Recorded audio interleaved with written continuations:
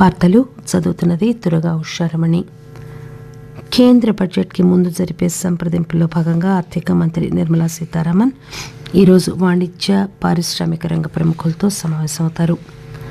మన దేశంలో రక్షణ ఉత్పత్తి ఏడాది రికార్డు స్థాయిలో 1,26,887 కోట్ల రూపాయలకు పెరిగిందని రక్షణ మంత్రిత్వ శాఖ తెలియజేసింది.